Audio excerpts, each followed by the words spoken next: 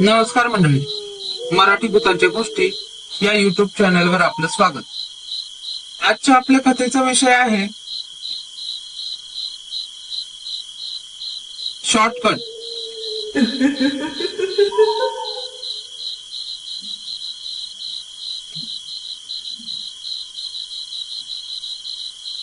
असं म्हणतात की आयुष्यात कधी कधी शॉर्टकट घेणं खूप महागात पडू शकतं. सरळ मार्गाने जात राहाल तर नक्कीच तुमच्या ठिकाणावर जाल. मी खूप चकवा या विषयावर गोष्टी वाचल्या आहेत, त्याबद्दलचे किस्से देखील ऐकले आहेत.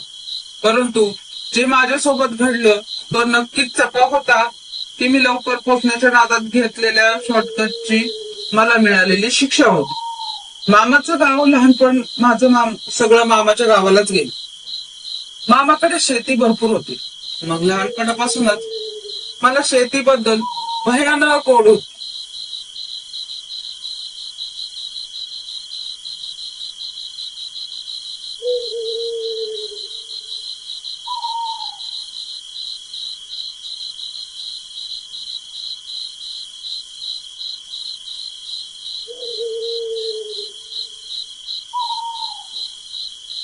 मामाकडे शेती होती, ती पण बागायती होती.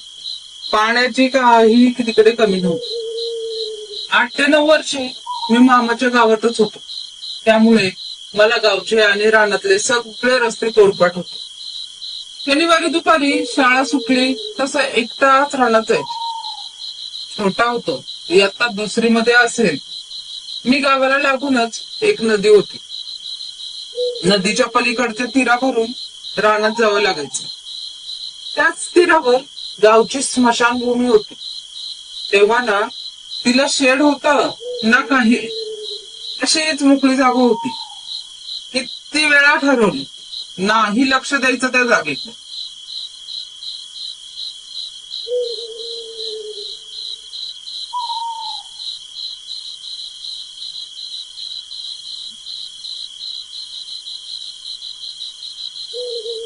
तरी ते लक्ष जायचंच त्या जागेकडे. कपडे गवत राख पडलेली असायची तिथे. ते सगळं पाहून मला धडकीच भरायची. पण आता शेड आहे तरी पण गेलं की धडकी भरतेच. गावचे लोक तरी बाहेरच प्रेत जळतात. वयाच्या 10व्या वर्षी मी गाव सोडून शिक्षणासाठी पुण्यात आलो. आता पुण्यातच शिकतोय.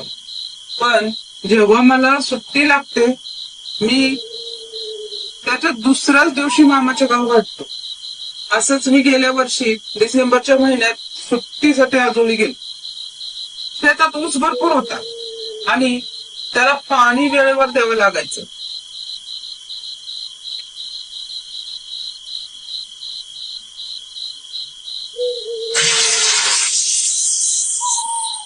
गावातला लाईटचा खूप प्रॉब्लेम, त्यामुळे माझे आजोबा सकाळची रानात निघून जायचे आणि 12 पर्यंत घरी यायचे. काही दिवसांनी ऊसतोड सुरू झाली आणि माझे आजोबा दिवसभर रानात असायचे. एक दिवस डबा तयार नव्हता. आजोबा सकाळी निघून गेले आणि डबा घेऊन जायची जबाबदारी माझ्यावर आली. मी थोडं घाबरलो, कारण स्मशानभूमीच्या इथून जायचं होतं. ठरवलं मनाशी, मित्राला एखाद्या फोनवर बोलत जाऊया. आजीला डबा दिला. मी निघालो डबा घेऊन. नदीच्या पुलावर आलो.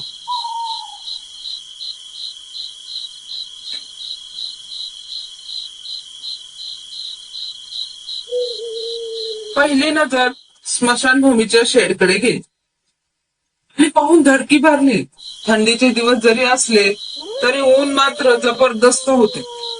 मित्राला फोन लावला आणि निघालो. स्मशानभूमीपाशी आलो. तिथे शेड पाशी एक भला मोठं पिंपळाचं झाड होत. जास्त भीती ते झाड पाहूनच वाटायची. फोनवर बोलता बोलता परत तिकडे लक्ष स्मशानभूमीकडे गेलं. तिथे लाल की गुलाबी रंगाचा एक कपडा पडला होता. राख दिसत होती आणि काही वैरण पडलेली दिसत होती.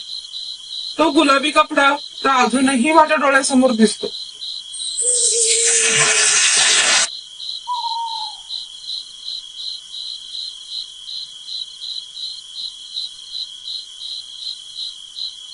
थोडं पुढे आलो की सुटकेचा निश्वास सोडला.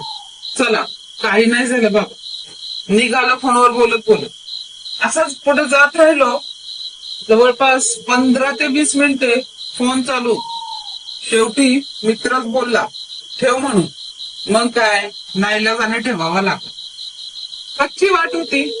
बाजूला बावळीची झाडे होती. रस्त्याला कोणीच नव्हतं. कुठेतरी ट्रॅक्टर चालू होता. त्यावरचं गाणं स्पष्ट ऐकू येत होतं. इकडे तिकडे बघत चालू लागलो आणि एका वळणावर येऊन पोहोचलो. तिथे 2 रस्ते होते. एक सरळ गेला, तो रानात जाताना थोडासा लांब पडायचा.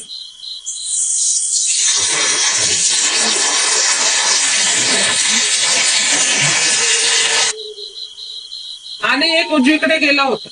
तो शॉर्टकट होता. पण कोणीही एकटं त्या वाटेने गेलं नव्हतं. मला पण सक्त ताकीद दिली होती, त्या वाटेने कधी एकट्याने यायचं नाही. मी तिथे जरा थांबलो. मागे कळकाचं भेट होतं. थोडासा मी गोंधळात पडलो होतो. नक्की काय करावं. 2 वर्षापूर्वी मामा सोबत या शॉर्टकटने गेलो होतो आणि लवकर पोहोचलो होतो. सरळ गेलो तर लांब पडेल आणि मला आला होता एकटं चालण्याचा कंटाळा. मग म्हटलं, चला या शॉर्टकट, असं म्हणत चालू लागलो उजवीकडच्या रस्त्याने.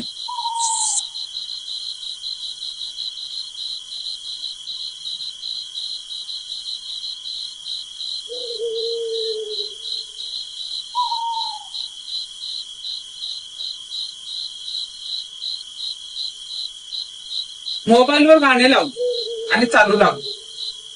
या वाटेने फक्त 3 वावर पालथी घातली की 4थं का 5वं शेत आमचं होत. मी त्याच्या खालच्या अंगाला विहीर होत.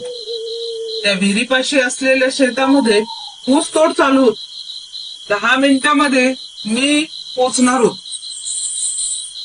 डोक्यावर ऊन होत, एकटाच चालत होत. इकडं तुडवत बराच वेळ मी चालत होतो. पण वाट संपत होती ना ते वावर संपत होत. नेमकी फोन मध्ये वाजणारी गाणी सुद्धा बंद झाली. पाहतो तर काय, रानात होतो, नेटवर्क नव्हतं. आता मात्र भीती वाटायला लागली होती.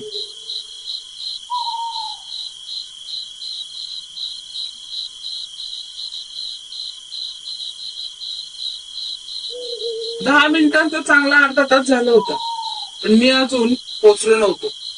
आता मात्र माझी चांगलीच तंद्री उडाली होती आणि अचानक जाणवली की कुणीतरी पाठलाग करतोय.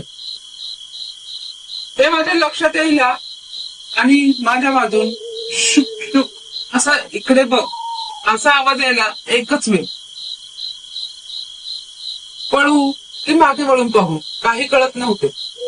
शेवटी काही विचार न करता मी पळू लागलो. मी हातात डब्याची पिशवी आणि मी नुसतंच पळत होतो. पळत येऊन एका ऊसाच्या शेतापाशी येऊन थांबलो आणि जरा हायस वाटलं.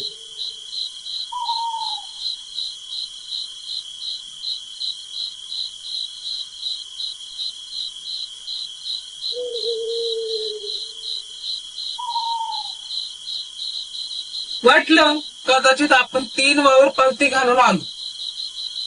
आजूबाजूला पाहिलं तर संपूर्ण परिसर मला नवखा वाटत होता. याआधी कधी मला असं झालं नाही. पण आजच का असं होतंय.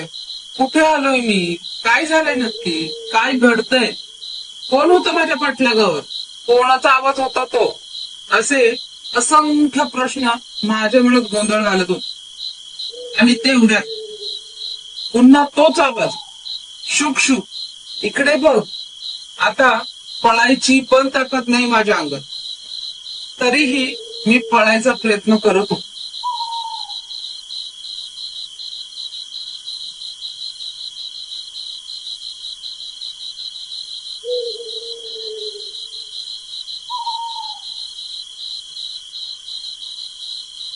तो आवाज माझ्या जवळ येताना मला माझ्या जवळ येताना जाणवत होता.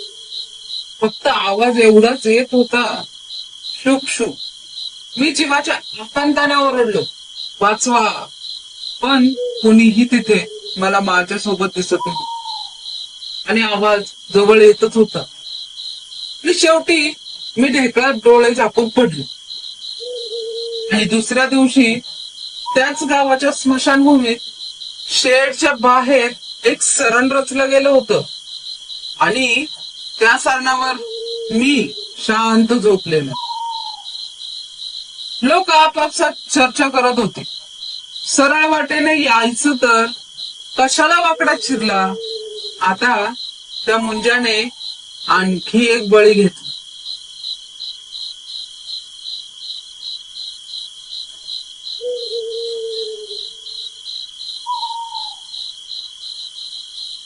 धन्यवाद.